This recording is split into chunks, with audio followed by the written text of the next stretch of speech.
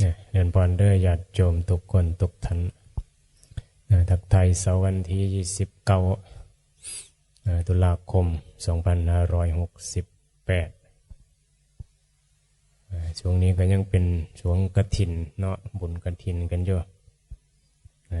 สาขาวัดป่าสร้างคุยก็ผ่านมาละ3วัดวัดสุดท้ายก็วัดป่าสร้างคุยวัดใหญ่นะวันที่1รวมตั้งกองกฐินกันวันที่2ก็เป็นวันทอดนะวัดป่าสร้างคุยนั่นแหละจบสิ้นกับพุทธการกฐินกับวันลอยกระทงเนาะ15 ค่ำเดือน12หมดการกฐินกันพอพรรษามามันก็มีกำหนดให้รับพากฐินกิจกรรมละงานกฐินเดือนนึงตามพุทธบัญญัติของพุทธศาสนาเฮานี่แหละศาสนาพิธีขอบัญญัติเฮ็ดไปกิจกรรมต่างๆส่งเสริมสงเคราะห์ให้เกิดประโยชน์อีหยังแน่ก็ศึกษากันนั่นแหละเฮ็ดไปเฮ็ดหยังบุญเฮ็ดเพื่อหยังความศรัทธาก็แตกต่างกันว่านก็ไปเที่ยวว่าไปเที่ยวก็มีแม่นเอาไปเบิ่งหันเบิ่งนี้นะภาษาโลกเขาไปเที่ยวภาษาธรรมก็ว่าไปศึกษาธรรมะสัญจรเขาว่าธรรมะสัญจรศึกษาอย่างให้มันเป็นธรรมะเบิ่งให้มันเป็นธรรมแต่มันก็ยากอ่ะละเนาะยากอยู่ได้คนบ่เข้าใจธรรมก็มองบ่เป็นธรรมมองแนวใดน้อให้มันเป็นธรรมเนาะมองแล้วก็รู้สึกแนวใดเห็นวัดพาไปเบิ่งวัดละเบิ่งแล้วเกิดปัญญาแนวใดมุมมองแนวใดนี่ก็ต่างกันอยู่ได้สิเพิ่มกำลังศรัทธาได้แนวใดเนี่ยมันมีการอ่านประวัติเนาะยังวัดป่าบันตาดอ่านประวัติอย่าไปเบิ่งมันก็ได้กำลังได้นะได้กำลังใจได้การปฏิบัติของเพิ่นน่ะมันเป็นการเฮานี่ได้ประพฤติปฏิบัติต่อเป็นแห่งผลักดันให้เฮาเนี่ยเป็นทุกข์มีศรัทธาพุทธศาสนาเพิ่มขึ้นนี่อาศัยกำลังตัวนี้คือกันได้อาศัยซื่อไปกล้าไปไหว้ไปเบิ่งวัดว่าครูบาอาจารย์ได้กำลังใจได้มีกำลังดีที่ศึกษาธรรมะอยู่ต่อไปศึกษาต่อไปเป็นซื่อกระตุ้นให้เฮาคิดแต่บางคนก็ไปบ่ได้หยังไปเที่ยวไปถ่ายรูปไปเซลฟี่คือว่าหั่นล่ะมีความสุขแล้วก็ลงส่วนมากก็โพสต์ไปหั่นล่ะเนาะโพสต์ไปว่างามว่าได้บุญได้บุญก็ก็ได้อยู่บางคนก็ได้บุญบางคนก็บ่ได้หยังอาจบางเทื่ออาจสิได้บาปอาจสิได้บาปก็ได้มือกวนกับพาเมสซี่ไปก็ถ้าเมสซี่กวดก็อาจสิได้บาปก็ได้ถ้าเมสซี่ศึกษาธรรมะก็ได้บุญได้บารมีได้บารมีเด้ไปรถไปเจอเอี่ยงกระตุ้นให้โกรธเนี่ยแล้วมันก็อาจสิได้บารมีหรืออาจสิได้บาปก็ได้ปฏิฆะเนี่ยเห็นบอกกระทบมันเป็นสิ่งศึกษาได้แม้ว่าไปหากลับไปไหว้แล้วเขาสิเจอแต่แนวดีๆในวัดในว่ามันก็เจอสิ่งกระตุ้นให้บดีได้เจอพระบดีก็มีเจอพระดีก็มีแต่เขาสิศึกษาจากสิ่งกระทบจังใดคือมีพระแบบนี้คือมีโยมแบบนี้อยู่วัดพระคือโกฏมาบวชผัดเมชีพระคือโกฏมาอยู่วัดผัดแล้วเปลี่ยนไปเลยก็ธรรมดาเนาะมันมาอยู่วัดแล้วสิขึ้นสวรรค์สิไปนิพพานกันเมื่อเทวทัตก็ยังตกนรกเนาะเห็นบ่มันก็ต้องเข้าใจแม้ว่าคนมาอยู่วัดเลยสิบ่โกรธบ่โลภบ่หลงมันก็มีกิเลสคือกันคนที่บ่ศึกษาหมายถึงคนบ่เข้าใจคำสอนพุทธเจ้านั่นแหละว่าเจ้าสิมาบวชเป็นพระเจ้าก็โกรธก็หลงคือเก่าทุกข์คือเก่าแต่ถ้าเฮาเป็นโยมเฮาศึกษาธรรมะเจอพระโกรธเฮาก็บ่ทุกข์นะนั่นแหละเฮาได้บุญเฮาได้บารมีเฮาได้ปฏิบัติธรรมนี่จังว่ามันก็เป็นสิ่งที่เฮาได้ศึกษาไปเบิ่งแล้วก็เกิดประโยชน์อย่างแน่เบิ่งวัดเบิ่งว่ามีมุมมองอีหยังแน่มีนี่คือมุมมองทางโลกได้การมองแบบธรรมแม่นบ่ไปวัดไปเอาบุญไปขออ้อนวอนให้เขาน้อยถึงเรียกถึงหวยให้ชีวิตเจริญรุ่งเรืองเด้อบ่ทำบุญแล้วก็ได้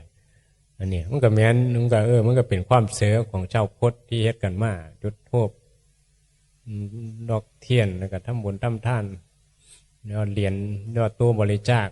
นั่นขอนี้ไปก็ให้กำลังใจให้ความทำความดีได้โยนะแต่ว่าถ้ามองในเมตธรรมะดับทุกข์แนวทางครูบาอาจารย์คือหลวงพ่อไปใส่หรือบอกไปก็คือเก้านะท้อเก้านั่นแหละเพราะตาเห็นรูปหูได้ยินเสียงคือกันนั่นแหละกับอยู่นี้เบื้องใจเจ้าของมันรู้สึกแบบใดเห็นบ่รูปมันต่างกันโยไปเบื้องวัดนั้นก็รูปพุทธรูปโอ้ใหญ่แท้พุทธรูปน้อยแท้เนี่ยแต่ในใจเจ้าของรู้สึกแนวใดอันนั้นแหละคือตัวตนคืออุปทานขันธ์เป็นบ่รู้สึกพอพอใจกันเป็นธรรมชาติที่เป็นทุกข์รู้สึกพอใจก็เป็นธรรมชาติที่เป็นสุขเป็นบุญก็เป็นเทวดาละเป็นบาปก็เป็นสัตว์นรกละเป็นนิพพานก็เฉยๆว่างๆเห็นบ่อย่างครูบาอาจารย์กันว่าเมื่อเท่าเก้าโทษเดิมไปบ่ไปก็โทษเดิมนั่นแหละไปเห็นแล้วก็ซื้ออยู่นะก็ไปศึกษาละไปเบิ่งว่าใจมันสิเป็นเนื้อใดเห็นบ่คือเฮซี่ไปกระทบแนวนั้นแนวนี้เป็นเนื้อใดใจนะไปเบิ่งไปเที่ยวไปเบิ่งวัดนี้คือร้างเนาะจะก้าวจะเลื่อนลุ่งเรื่องขึ้นล้างเนาะไปศึกษาเบิ่งนะมีพุทธรูปองค์ใหญ่เฮาก็เบิ่งโอ้บ่งบักใหญ่แต่สุดโทรมละเก่าละขี้ไข่น้ำเต็มนึงมันมีเพิ่มกวาดเพิ่มเช็ดเพิ่มถูเนี่ยมันเคยเจริญแต่มันก็ล้างแต่ไปเบิ่งอีวัดหนึ่งโอ้กำลังสร้างใหญ่โตเจดีย์ใหญ่โตกำลังเจริญอีวัดหนึ่งนี่ล้างละอีวัดหนึ่งเจริญเนี่ยผู้สร้างให้เจริญทางวัตถุอันนั้นน่ะเห็นปะในทางใจเขาเด้ทางใจเขากับไปเบิ้งแล้วก็ใจมันธรรมใจมันเจริญเนี่ยว่าไปทางนิพพานมันก็ซื่อๆอยู่คือว่ามันล้างก็ซื่อๆอยู่เข้าใจอันนี้จังเห็นปะบังคับบัญชาอย่างบ่ได้ก็เป็นแน่นี้แหละต่อไปก็ล้างวัดนั่นแหละบอกว่าสิ่งใดที่สร้างขึ้นมาใหม่ต่อไปก็เก่าคือเบาหันละความใหม่ที่ต้องเก่าความสาวที่ต้องเก๋เป็นความสาวก็ต้องแก้ความไหม้มันก็ต้องเก้าแหละได้ลดไหม้มันก็ยังละเก้าเป็นผู้สาวก็ยังละแก้หัวงอคือเดียวแหละมันจะบอกแก้ได้แน่ใดท้ายก็ตายอย่างนี้บอกที่มีอย่างเที่ยงแท้อนิจจังทุกขังอนัตตาคือธรรมะแท้ของพระพุทธเจ้าเนี่ยไปศึกษาเบิ้งวัดเบิ้งว่าโอ้เบิ้งอย่างเป็นธรรมะไปมัดเนี่ยธรรมะนอกสถานที่กับสิ่งปรากฏอาศัยสื่อต่างๆกระตุ้นให้เราเกิดปัญญาเกิดกำลังใจเดียวแต่ว่ามันมีมุมมองแบบใดอันนี้มันสำคัญตรงนี้แหละเข้าใจที่สิมองให้มันมีปัญญาบ่จึงได้มาอธิบายให้มองแบบนี้พระอรหันต์เพิ่นมองแบบนี้เพิ่นเลยบ่ทุกข์เจอคนด่าเพิ่นก็เลยบ่ทุกข์เห็นเป็นธรรมะเจอสิ่งสวยงามก็บ่หลงบ่อัศจรรย์ก็ธรรมดามันมีกำลังศรัทธาหลายเพิ่นสร้างได้หลายโอ้เพิ่นบุญหลายบ่ก็มีแม่แหละเนาะมันก็เป็นสิ่งที่เขาศรัทธาด้วยจิตใจที่สร้างเป็นอนุสรณ์นะเป็นปุคลาที่ฐานหรือว่าเป็นเรื่องของวัตถุนะที่สร้างขึ้นมาเพื่อบางคนไปเห็นเขาคือศรัทธาแบบมีอย่างดีโน่นนี่ศรัทธาต่างกันเห็นบ่บางคนก็สร้างที่เขาว่าแล้วสร้างพุทธพญานาคองค์บักใหญ่เห็นปะสร้างอย่างปางอย่างเดียวหลายลัทธิหลายศาสนาสร้างบักใหญ่วิคเนศหรือยักษ์ก็ได้เห็นปะบางวัดก็เอายักษ์ใหญ่ก็พระพุทธเจ้า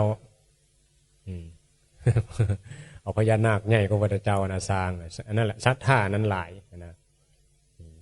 แต่ว่าวัดกรรมฐานเพื่อนเนี่ยต้องเอานี่แหละเอาพุทธรูปนี่แหละต้องใหญ่กว่านะต้องเด่นตรงพญานาคนี่บอกแต่เนี่ยมันยังนับถือพุทธเจ้าเนาะเป็นผู้เฝ้าดูแลล่ะพระพุทธเจ้าทั้งยักษ์ทั้งพญานาคแม้นว่าสิเอาพญานาคใหญ่กว่าพระพุทธเจ้าก็มีแม้นนี่เขากล่าวเขาวายก็ว่าศรัทธาเพิ่นที่ดูแลพระพุทธเจ้านั่นแหละเพิ่นก็คอยเบิ่งว่าเพื่อทำดีเพิ่นก็สวยเหลือเพื่อเกี่ยวข้องกับเพิ่นแน่เป็นลูกหลานก็คล้ายๆว่าเพื่อเป็นลูกหลานพญานาคเห็นไหมป่ะมันก็ซอยได้ก็แหละพญานาคก็ซอยได้เพราะเป็นลูกหลานเป็นญาติกันบางคนบอกแม่ลูกหลานไปขออ้อนวอนก็ซอยบ่ได้มันมีอย่างสัมพันธ์กันมีกรรมสัมพันธ์กันโย่มีอย่างเกี่ยวข้องกันโย่ เรื่องผีเรื่องเทวดาเรื่องอหย่างเปรียดนี่บ่มันจังเกี่ยวข้องกันแหละมันจังซ้อยเหลือกันได้บ่แม่นญาติบ่แม่นเหตุปัจจัยที่สัมพันธ์กันก็ซ้อยเหลือกันบ่ได้คือคนนี่ล่ะมันมีความสัมพันธ์กันจะมาเห็นกันมาอยู่น้ำกันมันเกิดเป็นพ่อเป็นแม่ในบวชเป็นพระแล้วก็มาเกี่ยวข้องกันในวัดนี่ล่ะมีความสัมพันธ์ในเรื่องของบุญกุศลส่วนกันทำความดีบางคนแต่คือว่าแหละบางคนเขามาวัดก็อาจจะเกี่ยวข้องกันในทางบาปเขามาก็ทำร้ายอิจฉาเดียวกันได้เราก็ต้องหาเหตุให้มันถูกต้องว่าพุทธศาสนานี่สอนให้เฮาเนี่ยมุ่งมันไปทางใดหนึ่งก็คือทำความดีแม่นบอกเราเป็นความโซ่ล่ะเขาวัดเขาว่ามาศึกษาธรรมะให้เข้าใจสำรวมอินทรีย์คือสำรวมศีลที่ครูบาอาจารย์เพิ่นว่าหั่นล่ะกายวาจาใจกายสุจริตวจีสุจริตกายสุจริตกายสุจริตคือสำรวมในศีลมีความคิดในจิตที่บ่มีบาปอันใดมันเป็นบาปศึกษาก็ฮู้กันอยู่ตัวเนาะเรื่องศีลธรรมนี่พ่อฮู้กันอยู่แต่ว่ากันยังเฮ็ดบ่ได้คิดเบิ่งเอาแค่เรื่องศีลธรรมยังคิดร้ายยังประทุษร้ายกันยังตีกันยังบ่พอใจกันยังบ่ฮู้ว่านั่นแหละคือกิเลสอยู่อาศัยศีลตัวนี้มาบังคับให้นี่ความคิดตัวนี้มาสำรวมเห็นอยู่บ่อาศัยผ้าขาวผ้าเหลืองนี่มาเป็นการเตือนสติให้เจ้าของนี่หูทันความคิดระวังความโสว่าเขาเป็นผ้าเหลืองได้เขาสิเฮ็ดหยังใส่ผ้าเหลืองเขาสิเฮ็ดหยังต้องระวังได้เป็นผ้าได้สิเว้าสิจาหยังสิซ้ำสิย่างสิยืนสินอนนี่บ่ต้องมีการสำรวมกายวาจาใจเนี่ยก็มาเตือนถ้าเป็นร่วมกูจะเฮ็ดนั่นก็เฮ็ดนี่บอกกูจะย่างกูจะแลนกูจะหัวเราะดังๆอักก็บ่ได้สำรวมนี่บ่นี่อย่างว่าเห็นบอกเขาไปวัดไปว่าก็มีการสำรวมเนี่ยบางวัดก็ไปก็ได้กับพระก็หายบางวัดไปโยมเขาต้อนรับอย่างดีอย่างวัดป่าบันตานี่บาสิกาผู้ต้อนรับกันมอบลงกับเหินผมเห็นบ่โอ้ครูบาอาจารย์เพิ่นสอนดีก็นมมือไหว้นมัสการแล้วกันนิมนต์พระคุณเจ้าทางนั้นทางนี้แนะนำต้อนรับฝึกฝนเจ้าของเขาก็ได้บุญของเขาเขาเห็นเขาก็เห็นเป็นบุญเห็นบอกโอ้จักเคารพอย่างนี้มันดีก็ไปเจอพระที่หายวกเวกมาอย่างนี้มาอย่างนี้นั้นเกิดการว่าพอใจขึ้นได้เนาะมันก็ต่างกันเห็นสิ่งกระตุ้นเห็นบอกมันก็ต่างพระปัดหายย่วมปัดมีหายย่วมปัดใจดีนอบน้อมต่อพระอันนี้ก็คือผู้ศึกษาเห็นบอกเขาเบิ่งโอ้ว่าผู้ใดศึกษาผู้ใดโมศึกษากับบุคคลเขาก็สิฮู้จักไปวัดไปว่าก็ฮู้จักว่าควรสิเฮ็ดแนวใดพระพุทธแนวใดพระก็ต้องเข้าวัดก็เปิดไล่กราบขึ้นศาลาก็กราบพุทธรูปก้อนนะครับแล้วก็กราบหลวงตาเป็นพุทธรูปจำลองมากก็กราบหมดแหละศรัทธาแล้วมันก็กราบด้วยบุญด้วยกุศลด้วยการศึกษาธรรมะถ้ากราบด้วยหลวงพ่อสอนก็กราบบ่มีไผกราบแม้นว่าบ่กราบได้กราบเป็นอย่างไรแท้ก็มีแม้ก็กราบนั่นแหละเพื่อเป็นแบบอย่างเมื่อระลึกถึงคุณกราบด้วยจิตว่างกราบบ่มีไผกราบนั่นเองเนี่ยมาบอกสอนบ่ให้กราบก็บ่ต้องกราบก็มีแม้นเป็นการศึกษาแล้วก็ปฏิบัติข่มจิตใจเจ้าของนะให้มันมีความนอบน้อมอ้อมน้อมมันแข็งกระด้างจิตใจเฮามันยังบ่อ่อนต่อธรรมมันยังมีกิเลสหนาเลยต้องฝึกฝนไปเรื่อยๆนี่แหละแห่งเป็นพระใหญ่แห่งเจ้าของนี่แห่งถือตัวตนหลายขึ้นกันได้ เบิ่งเป็นพระน้อยในดีได้เฮาตอนบวชใหม่ๆโอ้ดีจักสำรวมน้อมน้อมว่าเป็นนั่นเป็นพรรษาหลายเพิ่นเลยจะเบ่งขึ้นดอกนั่นแหละอัตตากิเลสมันต้องศึกษาแล้วมันก็สิหูตุเห็นป่ะหูตุมันต้องเคารพครูบาอาจารย์เพิ่นพาเฮ็ดก็เพิ่นกราบกันหมดหลวงปู่หลวงตาไปหาเดียวสนทนาธรรมเดียวเป็นแบบอย่างที่น่าเลื่อมใสนี่แหละว่าน้อมไปเบิ่งน้อมมาเบิ่งเจ้าของนำไปเบิ่งวัดเบิ่งสถานที่ศึกษาธรรมะให้มันได้ประโยชน์ให้มันศรัทธาให้คำสอนพระพุทธเจ้าที่ถูกต้องตามหลัก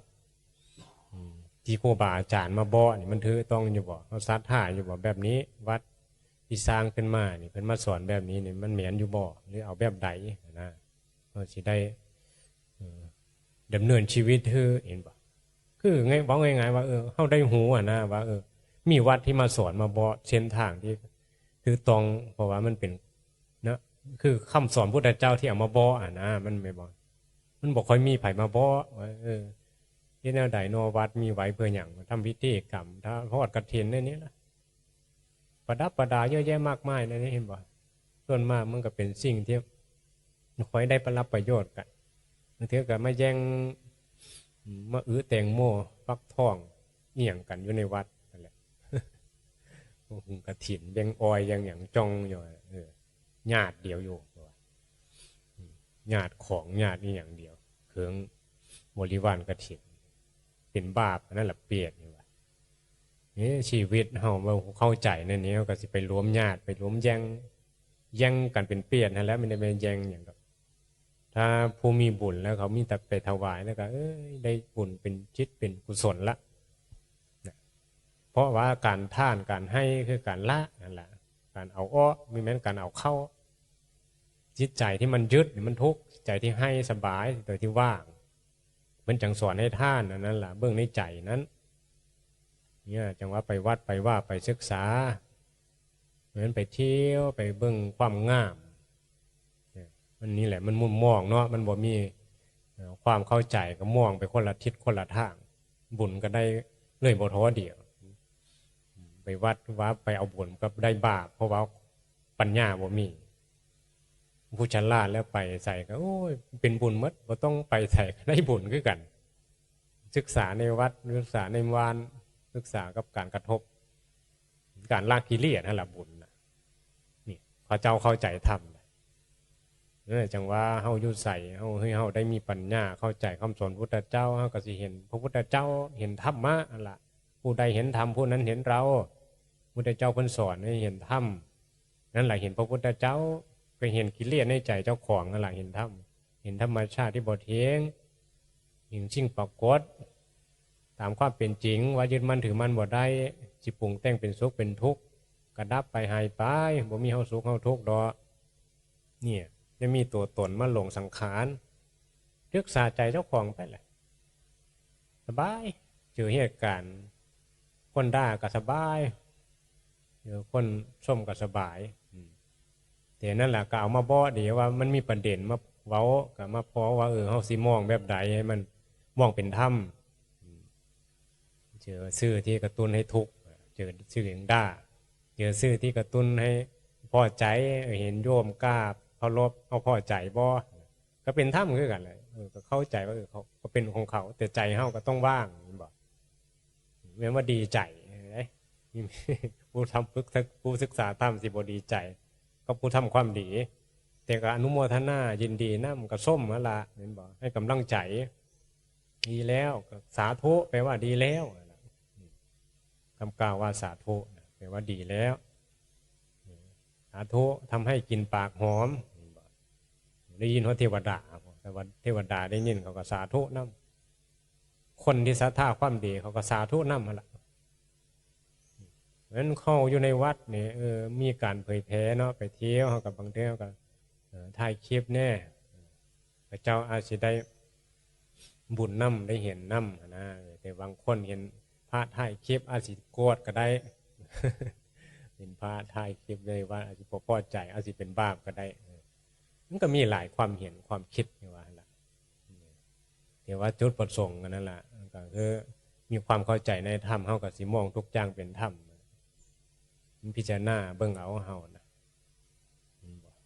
มันมีข่าวอย่างเกิดขึ้นในโลกให้เฮาได้เรียนรู้สังเมิด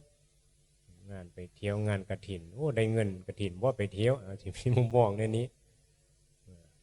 เอาก็แล้วแต่เนาะมันมีเหตุปัจจัยที่ได้ไปสงเคราะห์กันให้เกิดประโยชน์เยอะมันได้ไปรับสื่อที่มันนั่นแหละได้ศึกษานี่แหละบอกว่าอยู่วัดอยู่ข้างนอกคือเฮาเว้าหั่นล่ะตอเก้าหั่นล่ะสิไปเห็นหยังก็คือเก้าเห็นแล้วก็ดับไปนั่งคิดว่าได้ไปเที่ยวมองนั้นมองนี้มันคิดขึ้นมาก็อาจสิพอใจมองนั้นก็อาจสิยิ้มอาจสิบ่พอใจมองนั้นก็อาจสิทุกข์ว่ากูเมื่อยเด้ไปพากูไปย่างมองนั้น อาจสิทุกข์ก็ได้อาจสิดีใจก็ได้อาจสิได้กินอหย่างแซ่บๆไปกินมองนั้นมองนี้ดีเนาะดีเนาะไปอีเนาะเขาว่าเห็นบ่ถือใจก็อย่าไปทุกข์ใจก็บ่อย่าไปบ่ไปอีแล้วเมื่อยว่านี่แหละเหตุปัจจัยก็ไปโลดศึกษาหั่นล่ะนี่เนี่ยศึกษาทุกข์นี่แหละมันจึงได้ปัญญาศึกษาทุกข์มันสิได้ไปเลยมันมีแต่เพิ่นแต่หลงเนี่ยโลกเขาไม่ได้สนใจได้ศึกษานะเวลาเผชิญทุกข์ก็มีแต่บ่นเพ้อแต่ผู้มีปัญญาบัณฑิตแล้วอาศัยทุกข์อาศัยอุปสรรคนั่นแหละเป็นยากำลังเป็นแรงผลักดันอุปสรรคที่จะต่อสู้การภาวนาคือการครูบาอาจารย์อาศัยการทุนดันผู้หลวงตามหาโบสถ์มันแห้งหนังจนก้นเปื่อยเป็นตัวหลวงทุดันไปเขาป่าสาเขาหาเสือทุกสิ่งทุกอย่างน่าใส่ศรัทธาคำสอนพุทธเจ้าล่ะตายเป็นตายมอบให้กรรมมันจัดการโลดสิตายย้อนเสือกับย้อนกรรมเฮาสิตายย้อนผีกับกรรมเฮาเนี่ยแต่บางคนก็ตายอีหลีนั่นแหละตายย้อนผีตายย้อนเสือก็มีตายย้อนงูตายย้อนยุ่งมันก็กรรมก็ว่าละแต่ศรัทธาในธรรมแล้วเพิ่นก็เกิดศาสนาเพิ่นก็มีพลังธรรมเนาะเป็นที่ตั้งกำลังธรรมผลักดันให้เพิ่นได้พบพุทธศาสนาปฏิบัติธรรมต่อไปเฮานี่เลาะๆและบ่มีศรัทธาในธรรมปฏิบัติธรรมก็โอ้ยแล้วบ่มีทางพ้นทุกข์จักอีจักศาสตร์สิพ้นทุกข์ส่วนปฏิบัติธรรมก็ข้านั้นข้านี่อยู่ก็แล้วแต่นี่แหละเห็นบอกกำลังคนได้ว่าก็มาให้กำลังใจกันประพฤติปฏิบัตินี่แหละชี้แนวทางพ้นทุกข์ตามคำสอนพุทธเจ้าเพื่อก็สอยเพื่อบ่ได้มีแต่เบาะครูบาอาจารย์ก็มาเบาะ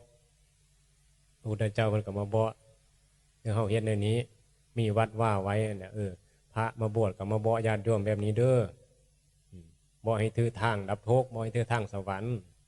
ทางนรกนี่เป็นแนวนี้คิดไม่ดีนี่สูญเสื้อเขานี่ก็บ่ไว้หมดเลยเห็นบ่เฮาก็มาบ่โตเพื่อเฮ็ดมีเฮ็ดก็แล้วแต่ทางไปทางมันกรรมไปกรรมมันแหละ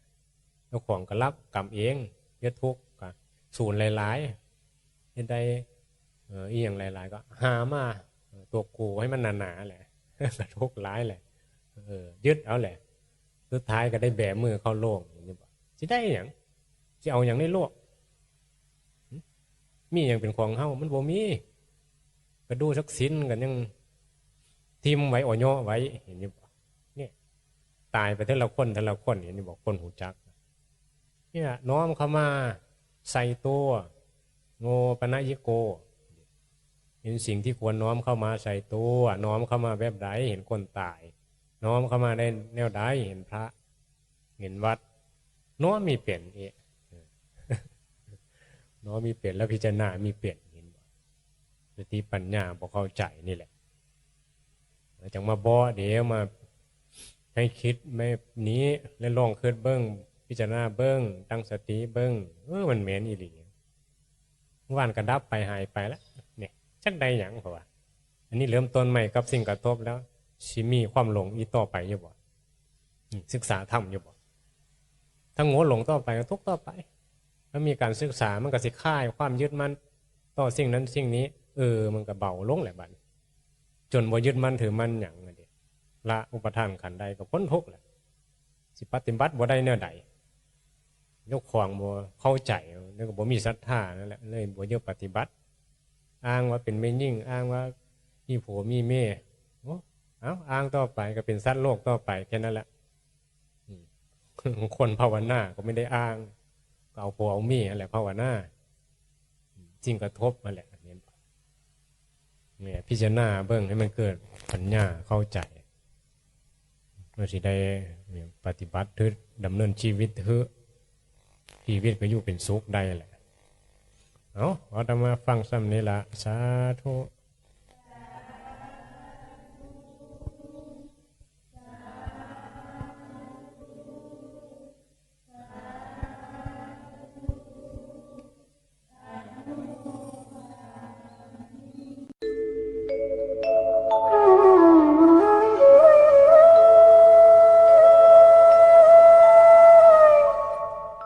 เวลาเกิดมา เราก็ไม่ได้เอาอะไรมาเลย